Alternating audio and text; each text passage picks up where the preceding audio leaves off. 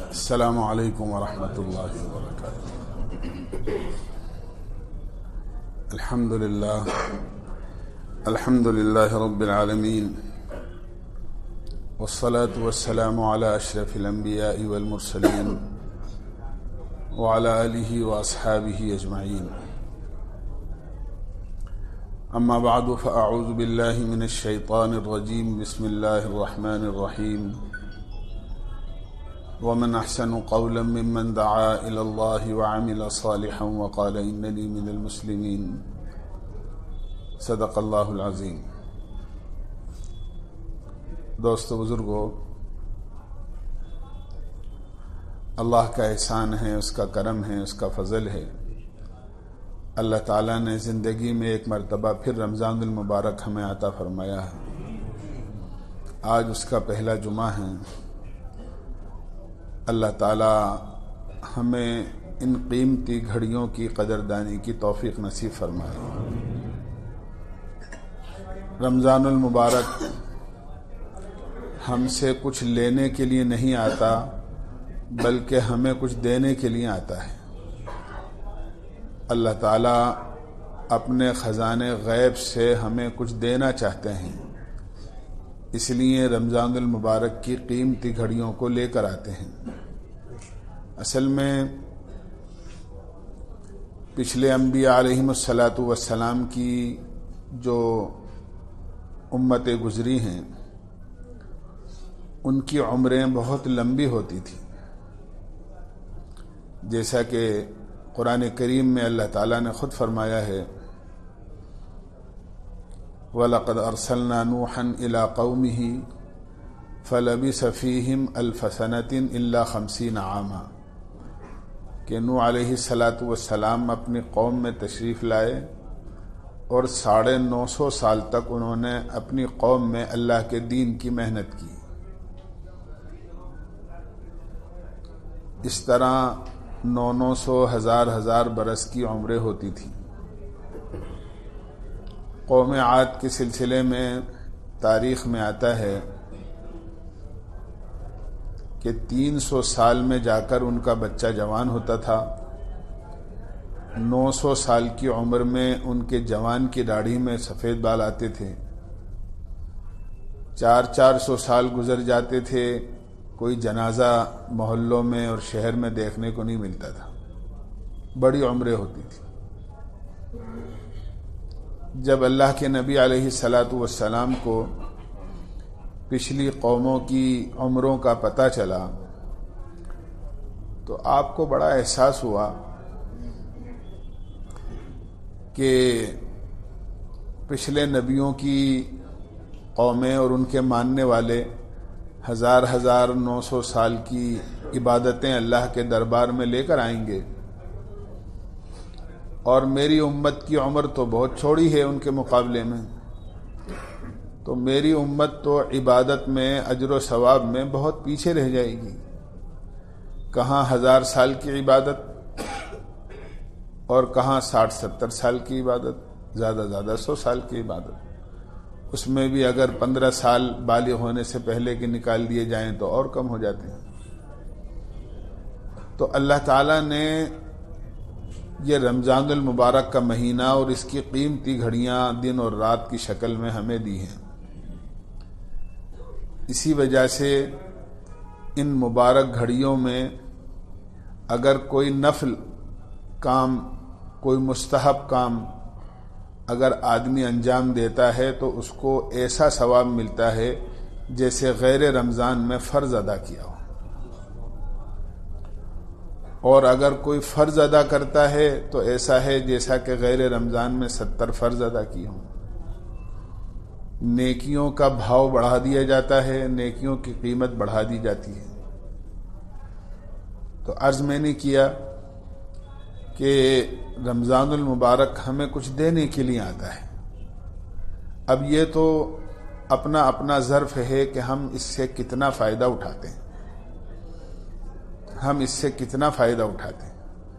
ہر آدمی کا اپنا مسئلہ ہے، جو جتنا چاہے اس سے فائدہ اٹھا سکتا ہے، اللہ کے خزانے اور اس کے دروازے تو ہر وقت کھلے ہوئے ہیں۔ رمضان المبارک کی عبادتوں میں اللہ تعالیٰ نے قرآن کریم میں اعلان کیا ہے کہ ہم نے رمضان کے روزوں کو فرض کیا ہے۔ کتب علیکم الصیام کما کتب علی الذین من قبلکم لعلکم تتقون۔ ہم نے روزوں کو فرض کیا ہے جیسے تم سے پہلے لوگوں پر روزوں کو فرض کیا گیا تھا۔ یہ بات اس لیے فرمائی تاکہ روزے میں اگر بھوک اور پیاس کی تکلیف ہے تو وہ آسان ہو جائے، یہ سوچ کر کہ یہ صرف مشقت ہمارے لیے نہیں ہے بلکہ پچھلے لوگوں پر بھی روزہ فرض کیا جا چکا ہے۔ آدمی کو جب یہ احساس ہوتا ہے کہ نہیں، اس مشقت میں اکیلا نہیں بلکہ دوسرے لوگ بھی ہیں، تو آدمی کی مشقت اس کو ہلکی معلوم ہونے لگتی ہے۔ لیکن جب یہ معلوم ہوتا ہے کہ نہیں، میں تنہا ہوں، دوسرے سب لوگ اس تکلیف میں نہیں ہیں، تو آدمی کو تکلیف کا زیادہ احساس ہوتا ہے۔ تو اللہ تعالیٰ نے اعلان فرمایا کہ جس طرح تم سے پہلے لوگوں پر روزے فرض کیے گئے تھے، ہم نے اسی طرح تم پر بھی روزے فرض کیے ہیں۔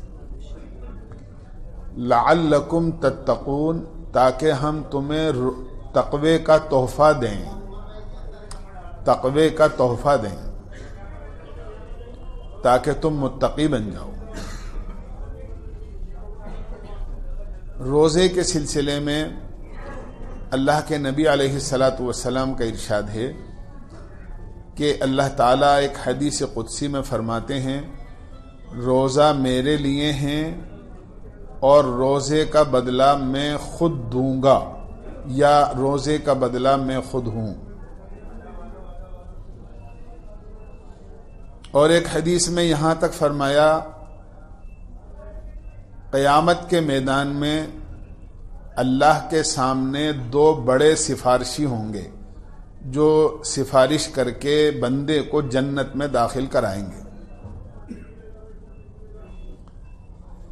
اللہ کے نبی علیہ السلام نے فرمایا،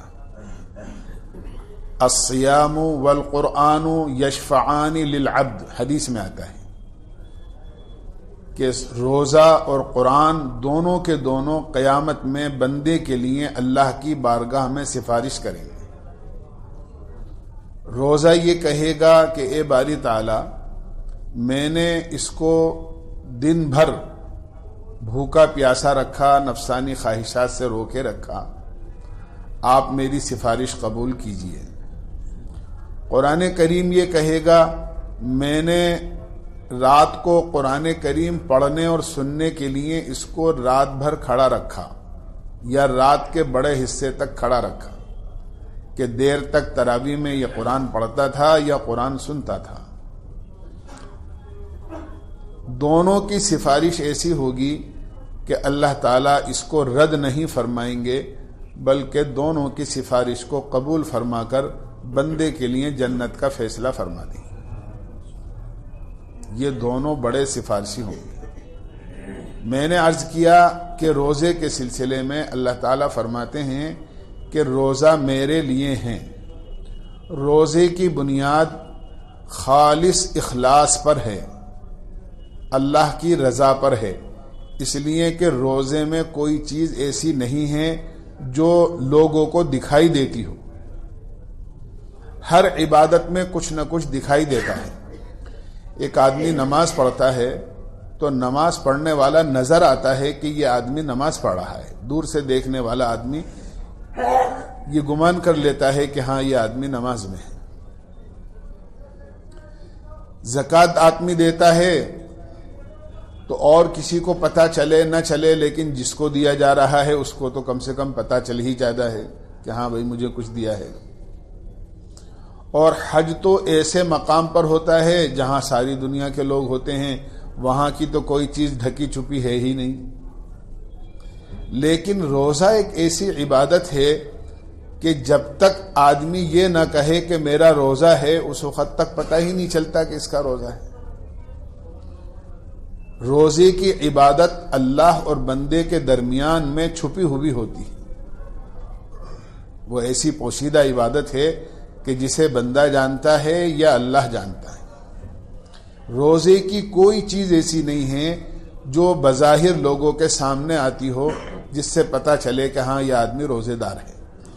ہم دیکھتے ہیں کہ عام دنوں میں کسی صاحب کے سامنے پانی پیش کیا گیا، لیکن وہ یہ کہہ دیتے ہیں کہ نہیں میرا روزہ ہے، جب تک وہ نہ کہیں پتہ ہی نہیں چلتا کہ ان کا روزہ ہوگا۔ روزے کی بنیاد خالص اخلاص پر ہے، اللہ کی رضا پر ہے، اور اللہ کی رضا اور اخلاص وہ بنیادی عمل ہے جس بنیاد پر اللہ بندے کے عمل کو قبول کرتے ہیں۔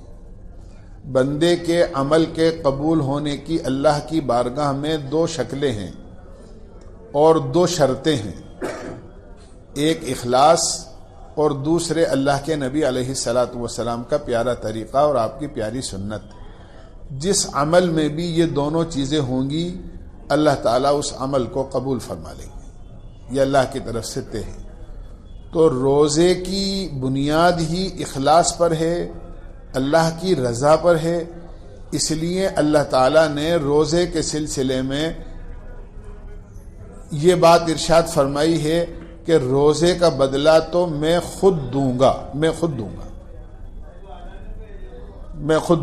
اور اللہ تعالیٰ ساری دنیا کا مالک اور خالق اور شہنشاہ اور ساری دنیا میں سب سے زیادہ سخی اور سب سے زیادہ غنی ہے، جب وہ کسی بندے کو کچھ دے گا تو اپنی شان کے مطابق دے گا۔ میں عرض کرتا رہتا ہوں کہ ایک فقیر نے بادشاہ سے 1 روپیے کا سوال کیا، بادشاہ نے اس کو 1000 اشرفیوں کی تھیلی دی۔ لوگوں نے کہا اس نے 1 روپیہ مانگا، آپ نے اس کو 1000 اشرفیاں دے دی۔ بادشاہ نے کہا اس نے اپنی ضرورت کے مطابق مانگا اور میں نے اپنی شان کے مطابق دیا۔ اگر میں بھی اس کو اس کے مانگنے پر 1 ہی روپیہ دیتا تو ہماری شان کیا ہوتی؟ 1 روپیہ تو کوئی عام آدمی بھی دے سکتا ہے۔ پتہ یہ چلا کہ جب اللہ کسی بندے کو کچھ دینا چاہتا ہے تو اپنی شان کے مطابق دیتا ہے، اور اللہ کی شان بہت بڑی ہے، اس کے خزانے لامحدود ہیں۔ اس لیے روزے کے بدلے میں اللہ جو دیں گے اس کا تصور نہ دنیا میں کیا جا سکتا ہے، اللہ آخرت ہی میں بتائیں گے کہ روزے کے بدلے میں ہمیں یہ ملا ہے۔ بلکہ روایتوں میں آتا ہے جنت کے 8 دروازے ہیں، اور ایک دروازہ ایسا ہے جو خالص روزے داروں کے لیے اللہ نے متعین کر رکھا ہے۔ قیامت میں اعلان ہوگا روزے دار سارے کے سارے اس دروازے سے جنت میں داخل ہوں گے، اور سوائے روزے داروں کے اس دروازے سے جنت میں کوئی دوسرا داخل نہیں ہوگا، وہ خالص روزے داروں کے لیے ہوگا مخصوص ہے۔ یہ اللہ تعالیٰ نے روزے داروں کا اعزاز رکھا ہے۔ کسی عمل کے لیے کوئی خاص دروازہ نہیں بنایا گیا، لیکن روزے داروں کے لیے جنت میں داخل ہونے کا یہ خاص دروازہ رہے۔ دوسرے حدیث میں یہ بات فرمائی گئی ہے کہ روزے کا بدلہ میں خود ہوں۔ کتنی بڑی بات ہے کہ روزہ میرے لیے ہے اور روزے کا بدلہ میں خود ہوں۔ کیا مطلب کہ جب روزے دار روزہ رکھتا ہے تو اللہ روزے کے بدلے میں خود بندے کے ساتھ ہو جاتے ہیں، خود بندے کے ساتھ ہو جاتے ہیں۔ جیسے بعض عمل ایسے ہیں جن کے بارے میں صاف اعلان ہے ان اللہ مع الصابرین، اللہ صبر کرنے والوں کے ساتھ ہے، اور روزے میں سب سے زیادہ صبر ہوتا ہے۔ بھوک سے بھی صبر کرتا ہے، پیاس سے بھی صبر کرتا ہے، دیگر نفسانی خواہشات سے بھی آدمی صبر کرتا ہے۔ گویا روزہ تو مجموعہ ہے سارے کے سارے صبروں کا، اس لیے اللہ تعالیٰ نے فرمایا روزے کا بدلہ میں خود ہوں، یعنی یہ صبر کرنے والا اپنے صبر کا ثبوت پیش کرتا ہے، لہذا ان اللہ مع الصابرین، اللہ صبر کرنے والوں کے ساتھ ہے۔ اور جب اللہ کسی بندے کے ساتھ ہو جاتا ہے تو ہمیں خود تصور کر لینا چاہیے اور جان لینا چاہیے کہ وہ اس کا کوئی کام رک نہیں سکتا، اور اس کا کوئی کچھ بگاڑ نہیں سکتا۔ سلطان محمود کا غلام تھا ایاز، سلطان محمود کا غلام تھا ایاز، بہت محبت کیا کرتے تھے، لوگوں کو بڑا حسد تھا کہ اس غلام سے اتنی محبت کیوں ہے۔ ایک مرتبہ بادشاہ نے لوگوں کو بتانے کے لیے سب کا امتحان لیا، اور سب کا امتحان اس طرح لیا کہ بھئی آج خزانے کے دروازے ہم نے کھول دیے ہیں، جو بھی خزانے میں جا کر جس کی ضرورت کی کوئی چیز ہو تو وہ لے جا کر۔ سارے درباری خزانوں میں گئے اور وہاں جا کر جس کو جو چیز پسند آئی انہوں نے اپنی ضرورت کی وہ چیز لے لی، بلکہ ضرورت سے بھی زیادہ لے لی۔ کسی نے سونا لیا، چاندی لی، جواہرات لیے، روپیہ پیسہ لیا، جو جس کے دل میں آیا اس نے وہ لیا۔ ایاز سے کہا تم بھی کچھ لے لو۔ اس نے پہلے تو بادشاہ کو ان کا حکم یاد دلایا کہ آج آپ نے یہ کہا ہے کہ جو جس پہ ہاتھ رکھ دے گا وہ اسی کا ہے، جو لے لے گا وہ اسی کا ہے۔ بادشاہ نے کہا ہاں بات ہماری یہی ہے، ہماری بات بدلا نہیں کرتی ہے۔ تو ایاز بڑے باوقار طریقے سے اٹھا اور قریب آ کر اپنا ہاتھ بادشاہ کے کندھے پر رکھ دیا اور کہا مجھے کچھ نہیں چاہیے سوائے آپ کے، آپ میرے ہیں تو بس میرے پاس سب کچھ ہے۔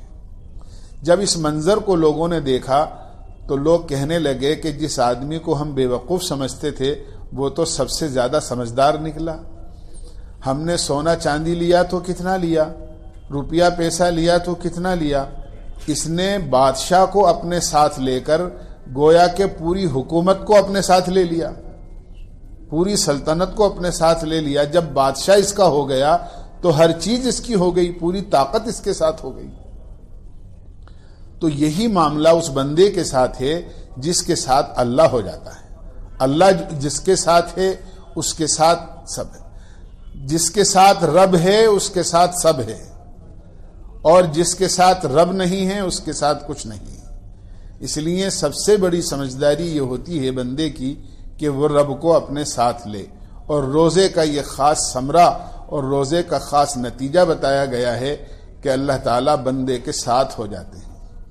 پھر آخر میں یہ بات فرمائی کہ لعلکم تتقون، لعلکم تتقون، ہم نے روزہ اس لیے فرض کیا ہے تاکہ ہم تمہیں تقوی کا تحفہ اور تقوی کا گفٹ دیں، تم تاکہ متقی بن جاؤ۔ روزے کا رکھنے کی برکت سے تم میں تقوی آ جائے گا، اور تقوی اتنی بڑی دولت ہے کہ قرآن کریم میں اللہ تعالیٰ نے جنے کتنی جگہ اپنے تقوی کو اختیار کرنے کے بارے میں حکم فرما، یا ایھا الذین آمنوا اتقوا اللہ، اے ایمان والو اللہ سے ڈرو، یا ایھا الذین آمنوا اتقوا اللہ، اے ایمان والو اللہ سے ڈرو۔ بلکہ ایک جگہ تو یہاں تک فرما دیا یا ایھا الذین آمنوا اتقوا اللہ حق تقاتہ، اللہ سے ایسے ڈرو جیسے کہ اس سے ڈرنے کا حق ہے۔ اور پھر تمہیں ملے گا کیا؟ جب تقوی تمہیں مل جائے گا تو یہ وہ چابی ہے اللہ کے خزانوں کی، لامحدود خزانوں کی۔ تقوی کیا ہے؟ اللہ کے لامحدود خزانوں کی چابی ہے، اور قرآن کریم میں ہی اس کا اعلان ہے وَمَن يَتَّقِ اللَّهَ يَجْعَل لَّهُ مَخْرَجًا وَيَرْزُقْهُ مِنْ حَيْثُ لَا يَحْتَسِبُ، کہ جو بندہ تقوی اختیار کر لیتا ہے، جو متقی بن جاتا ہے، جس کے دل میں تقوی ہوتا ہے، اللہ تعالیٰ نے اس کے لیے دو اعلان فرمائے۔ ایک اعلان تو یہ فرمایا کہ اللہ تعالیٰ اس کے لیے ہر تنگی میں راستہ نکال دیتے ہیں، جہاں بھی اس کو کوئی پریشانی لاحق ہوگی اس پریشانی سے بچنے کے لیے اللہ اس کے لیے راستہ نکال دیں گے۔ وَمَن يَتَّقِ اللَّهَ يَجْعَل لَّهُ مَخْرَجًا، قرآن کی سچی کتاب میں اللہ کا اعلان ہے کہ متقی لوگوں کے لیے ہر تنگی میں اللہ راستہ نکال دیتے ہیں نکلنے کا۔ یہ پہلا اللہ تعالیٰ کا انعام ہے تقوی پر۔ دوسرے اللہ تعالیٰ اعلان فرماتے ہیں کہ وَيَرْزُقْهُ مِنْ حَيْثُ لَا يَحْتَسِبُ، جو آدمی تقوی اختیار کرے گا ہم اس کو روزی ایسی جگہ سے دیں گے جہاں اس کا گمان بھی نہیں ہوگا کہ یہاں سے مجھے روزی مل سکتی ہے، روزی یہاں سے مل سکتی ہے، ایسی جگہ سے اللہ روزی اور اس کو رزق عطا فرمائے۔ آج سب سے بڑا روزی کا ہے، جتنی دوڑ دھوپ، جتنی بھاگ دوڑ دنیا میں ہیں، وہ سب روزی کی تلاش میں ہیں، یہاں تک کہ لوگ اپنا ملک، اپنا وطن بھی روزی کی وجہ سے چھوڑ دیتے ہیں۔ لیکن اللہ تعالیٰ فرماتے ہیں کہ جو تقوی اختیار کرے گا ہم اس کو روزی ایسی جگہ سے دیں گے جہاں سے اس کا وہم و گمان بھی نہیں ہوگا، اور تقوی روزے کی بدولت اللہ دیتے ہیں۔ یہ تحفہ ہے اللہ کی طرف سے جو رمضان میں روزے کی بدولت ملتا ہے۔ تو فرمایا روزہ بھی قیامت میں سفارش کرے گا، اور یہ مہینہ قرآن کا ہے، قرآن بھی سفارش کرے گا اللہ کی۔ قرآن کریم اللہ کی کتاب ہے، یہ دستور زندگی ہے، یہ قانون حیات ہے۔ اللہ تعالیٰ نے اس کی یہ تاثیر بیان کی ہے قرآن کریم میں کہ یہ انقلابی کتاب ہے۔ کتاب انزلناہ الیک لتخرج الناس من الظلمات الی النور، یہ ایسی کتاب ہے جو بندوں کو کفر و شرک کی، ضلالت اور گمراہی کی، جہالت کے اندھیرے سے نکالتی ہے اور ہدایت، علم اور اسلام اور دین کی روشنی کے اندر لے کر آتی ہے۔ یہ اندھیروں سے نکال کر روشنی میں لانے والی کتاب ہے۔ ایک نہیں، سینکڑوں نہیں، ہزاروں واقعات اسلام کی تاریخ میں ایسے موجود ہیں کہ قرآن کریم کو لکھنے اور قرآن کریم کو سننے یا قرآن کریم کو پڑھنے کی برکت سے اللہ نے زندگی میں تبدیلی پیدا کر دی۔ عمل کرنے کی بات تو بہت آگے کی ہے، جو عمل کرے گا وہ تو کتنا فائدہ اٹھائے گا اور قرآن کریم کے کتنے اس کو فائدے ملیں گے وہ تو آگے کی بات ہے۔ صرف قرآن سننے، حضرت عمر رضی اللہ عنہ کو جب یہ سخت دشمن تھے، تلوار لے کر نکل گئے تھے، نعوذ باللہ اللہ کے نبی کو شہید کرنا ہے، لیکن راستے میں پتا چلا کہ بہن اور بہنوئی ایمان میں داخل ہو گئے تو بجائے ادھر کے ادھر کا رخ کر لیا۔ پہلے تو بہن کو بھی مارا، بہنوئی کو بھی مارا، لیکن قرآن کریم کا وہ سپارہ جو اس وقت میں وہ پڑھ رہے تھے وہ سامنے رہ گیا تھا۔ عمر کہنے لگے یہ کیا ہے؟ کہ یہ عمر اللہ کی کتاب ہے۔ کہ اچھا میں پڑھ سکتا ہوں؟ کہ نہیں، ناپاک ہاتھ اس کو ہاتھ نہیں لگا سکتے۔ لہذا غسل کیا اور غسل کرنے کے بعد اس کو پڑھنا شروع کیا۔ سورہ طٰہٰ اس میں لکھی ہوئی تھی، چند ہی آیتیں سورہ طٰہٰ کی پڑھی تھی، کیفیت بدل گئی اور کہنے لگے اللہ کے نبی کی خدمت میں مجھے لے چلو۔ اللہ کے نبی کی خدمت میں چلے گئے۔ اللہ کے نبی دار ارقم میں تھے۔ اللہ کے نبی علیہ الصلاۃ والسلام نے دیکھا عمر آ رہے ہیں، گردن میں تلوار لٹکی ہوئی ہے۔ صحابہ نے کہا عمر آ رہے ہیں، ایسا لگتا ہے کہ کوئی غلط ارادہ ہے۔ اللہ کے نبی نے فرمایا کوئی بات نہیں، دروازہ کھولو، آنے دو۔ اگر صحیح ارادے سے آئے ہیں تو انعام ملے گا، اور اگر غلط ارادے سے آئے ہیں تو اپنے کیے کو خود بھگتیں گے۔ عمر آئے اور اپنا سر جھکا کر اللہ کے نبی سے کہنے لگے اے اللہ کے رسول، گھر سے نکلا تھا آپ کی گردن لینے کے لیے، لیکن اب میری ہی گردن آپ کے قدموں میں حاضر ہے، آپ جس طرح چاہیں اسے قلم کر دیں۔ یہ قرآن کی تاثیر تھی کہ چند آیتیں پڑھنے کے بعد اللہ نے زندگی بدل دی۔ فضیل ابن عیاض رضی اللہ عنہ رحمت اللہ علیہ بہت بڑے اللہ والے گزرے ہیں۔ شروع کے اندر ڈاکہ ڈالا کرتے تھے، ڈاکوؤں کے سردار تھے۔ ایک مرتبہ ایک مکان میں نقب لگائی اور رسی ڈال کر ڈاکہ ڈالنے کے لیے اوپر چڑھ رہے تھے۔ قریب کے مکان میں ایک آدمی تہجد کی نماز میں قرآن پڑھ رہا تھا اور اس کی زبان سے ایک آیت الم یأن للذین آمنوا ان تخشع قلوبہم لذکر اللہ، کیا ایمان والوں کے لیے وہ وقت نہیں آیا کہ وہ گناہوں سے رک جائیں اور ان کے دل اللہ سے کے ڈر سے لرز جائیں؟ بس اتنا سننا تھا کہ اس آیت نے وہ دل پر اثر کیا کہ آدھے راستے سے اتر گئے، توبہ کری اور اتنے بڑے اللہ والے بنے کہ وہ حرم کے عبادت گزار سمجھے جاتے تھے۔ عابد الحرمین ان کو کہا جاتا تھا کہ 6 مہینے مکہ مکرمہ میں اور 6 مہینے مدینہ منورہ کے اندر اللہ کی عبادت کیا کرتے تھے۔ اس لیے قرآن کریم دستور حیات، قانون زندگی ہے جو اللہ نے ہمیں دیا ہے۔ ہمارا قرآن کریم کے ساتھ بڑا سوتیلا بیوار ہے۔ ہم تو قرآن کریم کو صرف اس لیے یہ سمجھتے ہیں کوئی انتقال کر جائے تو قرآن خوانی کروا لو، کوئی نیا مکان نئی دکان کھلے تو قرآن خوانی کروا لو، بس اتنا۔ بیٹی کو بھی ماں باپ اگر جزدان میں لپیٹ کر خوبصورت قرآن دیتے ہیں تو وہ بھی برسوں رکھا ہی رہتا ہے اور وہ کبھی کھولنے کی اس کو نوبت نہیں آتی ہے، حالانکہ قرآن کریم وہ کتاب ہے اللہ کی، اس کو پڑھیں، اس کو سیکھیں، اس پر عمل کریں اور قرآن کی تعلیمات کو پوری دنیا میں پھیلائیں، اس لیے کہ یہ کتاب تلاوت نہیں ہے، صرف یہ کتاب ہدایت ہے، یہ کتاب ہدایت ہے۔ اللہ نے ساری دنیا کے انسانوں کی رہبری، آج بہت بڑی بھول ہے، دنیا میں رہنے والے انسان یہ سمجھتے ہیں کہ یہ صرف مسلمانوں کی کتاب ہے، مسلمانوں میں عوام یہ سمجھتی ہے یہ صرف حافظوں اور عالموں کی کتاب ہے، ہمارا تو کیا تعلق ہے اس سے، اس لیے ہماری عوام اکثر قرآن کی پڑھی ہوئی نہیں ہے۔ میرے بھائیو، دوستو، بزرگوں، ہمیں قرآن کو اپنے سینے سے لگانا چاہیے اور قرآن کریم کی تعلیمات کو اپنانا چاہیے، ورنہ قیامت میں اللہ کے نبی اللہ سے شکایت کریں گے۔ وقال الرسول یا رب ان قوم اتخذوا هذا القرآن مہجورا، اللہ تعالیٰ کے جناب میں اللہ کے نبی کہیں گے یہ میری قوم ہے جس نے آپ کی اس پاک کتاب کو چھوڑ دیا تھا، نہ اس کو سیکھا نہ اس پر عمل کیا۔ بہرحال روزہ اور قرآن دونوں قیامت میں سفارش کریں گے، اور رمضان کا مہینہ روزے کا بھی ہے اور قرآن کا بھی ہے۔